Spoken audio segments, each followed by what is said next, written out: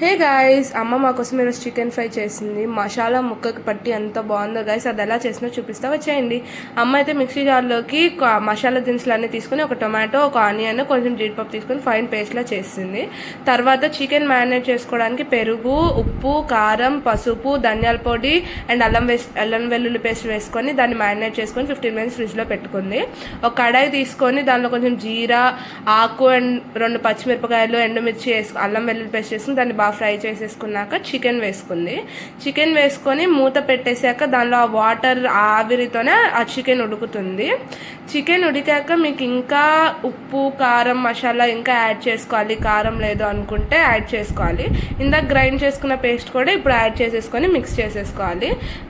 తర్వాత కట్ చేసుకున్న ఆనియన్స్ వేసుకోవాలి. అంటే ముందు వేస్తే ఎక్కడ లైక్ కొంచెం ఎక్కువ ఓవర్ కుక్ అవుతాయని చెప్పి అమ్మ ఇప్పుడు యాడ్ చేసింది. మాకు కొంచెం స్పైస్ ఎక్కువ కాబట్టి కొంచెం కారం, ఉప్పు వేసుకున్నాము.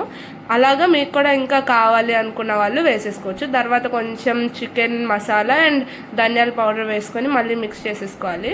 మిక్స్ చేసుకొని కాసేపు మూత పెట్టేస్తే ఆ chicken fry is ready guys. తర్వాత కొంచెం మేతి తీసుకొని దాన్ని స్మాష్ చేసేసి దానిలో వేసేసుకోవాలి. చికెన్ ఫ్రైలో కొత్తిమీర, పుదీనా కూడా వేసుకొని గార్నిష్ చేసుకొని వైట్ రైస్లో కానీ బిర్యానీలో కానీ కలుపుకొని తినండి ఫ్రెండ్స్. ఎంత బాగుంటుందంటే యమ్మీ, చాలా బాగా వచ్చింది చికెన్ ఫ్రై అయితే.